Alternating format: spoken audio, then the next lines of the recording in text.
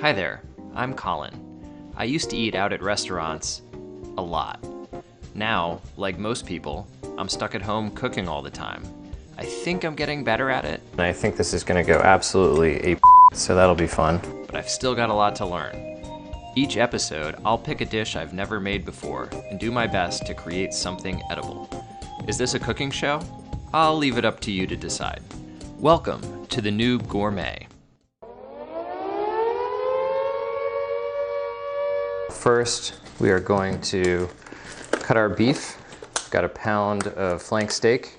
Until today, I did not really know what against the grain meant, but there are striations in the beef, and you can sort of see them if you look at them closely, and you want to cut against the grain because it makes the meat more tender.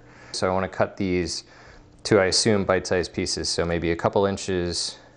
So we'll do about 2 inches. Get my soy sauce out of the way there. And we're just going to cut thin pieces. Does that look good? Mm-hmm. Great. The grain of the meat refers to the direction the muscle fibers are aligned. It is more clearly defined in tougher cuts of meat, like flank steak. Slicing against the grain breaks up the muscle fibers for a more tender steak. So we are going to take this beef and we're going to make a mixture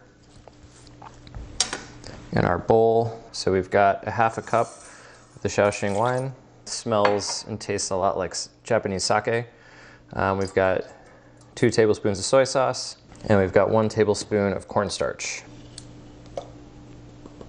And whisk that together in the bowl. I decided to use this rainbow whisk because I figured it would be less noisy, but it might also be less effective than a metal whisk. So now we will add the beef. So we're going to put the beef in, and we're going to toss to combine. I'm going to use my hand and not try to be fancy and do a chef toss with the bowl, because then stuff will go everywhere because I'm not good at it. So there, we've got our beef, and we're going to set it aside. Step 2, we're going to make the sauce.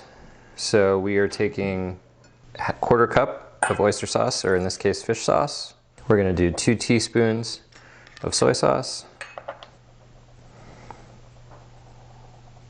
Going to do half a tablespoon, which is an odd measurement, but that's what they've got. And I don't have the chili garlic sauce, so we're going to use some harissa. We're going to mix to combine. All right, and then we're going to set that aside. So now we're going to clean up our broccoli and cut it. So it says that we're going to cut the head into florets, but then it says to peel the stems and cut those into planks. So what is that? Well, we took a look online, so we can cut these into the florets. That's fine.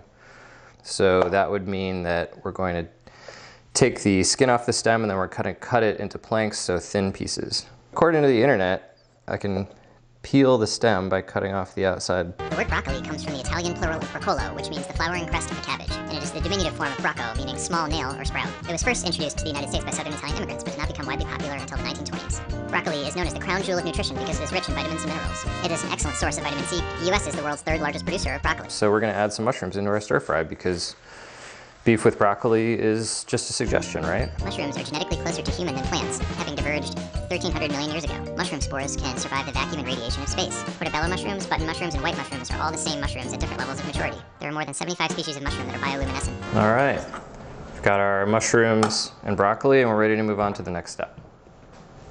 Now we're going to put the rice on. So I'm going to do my Instant Pot hack rice recipe so you guys can see this. So I got a cup of rice, so I take it in this handheld metal strainer, and then what I'm going to do is run it under water to wash the rice in the strainer. So I run it under cold water. You always want to wash your rice, well, you want to wash your rice if you want it to not be super starchy. And you'll see what comes out of the rice. If you've never washed rice before, when you do it the first time, you'll see the water comes out all cloudy. And that is all the starch on the outside of the rice that you don't really want. So I'm going to put that in my Instant Pot. I'm going to do a cup of water. And then I'm going to get a liberal pinch of salt. I cook rice in an Instant Pot on a high. I use the pressure cooker setting on high, and I do 3 minutes, and then I let it depressurize for 10 minutes. You can keep it on warm setting. So you want the oil to be shimmering, which you can sort of see if you look at the surface. Don't want it to be boiling. which it's sort of starting to do. So I'm gonna put the meat in. So it says to brown the meat for about 2 minutes. The Maillard reaction is a chemical reaction between amino acids and reducing sugars that give brown food its distinctive flavor. In the cooking process, Maillard reactions can produce hundreds of different flavor compounds depending on the chemical constituents in the food. So I'm gonna take this off the heat.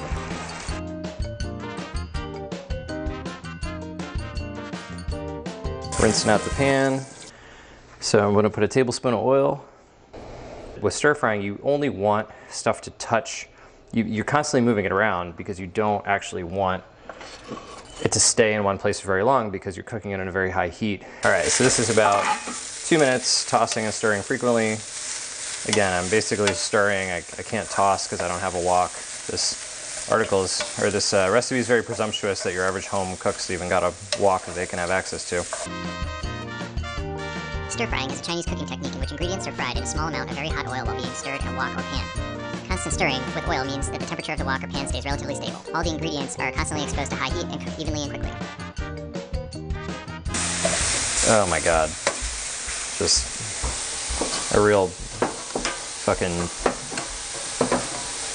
Gettysburg here.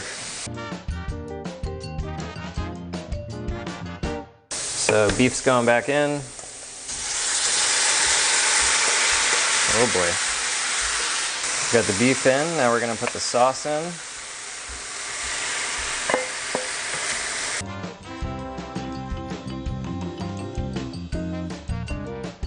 It's been about a minute, so we're gonna throw this butter in. The butter should, I don't know what the butter does. There was something in that, when I was reading the description of the original recipe, it said something about the butter and the thickening agent, making it really rich, so we're gonna, oh wow, perfect timing. My rice is done in about a minute. I'll be able to fluff it. And that is our beef with broccoli. We're gonna turn that off, take it off the heat. We're gonna let it sit for a minute to let the sauce kind of thicken up, and then we're gonna serve it. All right, we're gonna try it. The fish sauce, I mean, the copious amounts of fish sauce, definitely more reminiscent to like Thai or Vietnamese, or probably even more traditional Chinese food where they actually put that in there. Pretty good for a Saturday. What do you think about it? Yeah, I can't wait to eat my own bowl.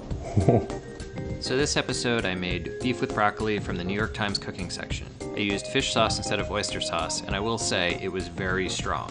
If you're not accustomed to fish sauce, it's a very pungent ingredient, and I would be careful how much you use. Other than that, the recipe was easy and tasted delicious. Would I make it again? Absolutely. It's a great use for a tougher meat like flank steak if you have some of that kicking around the house. Hope you enjoyed the cook, and I'll see you next episode. Thanks for watching.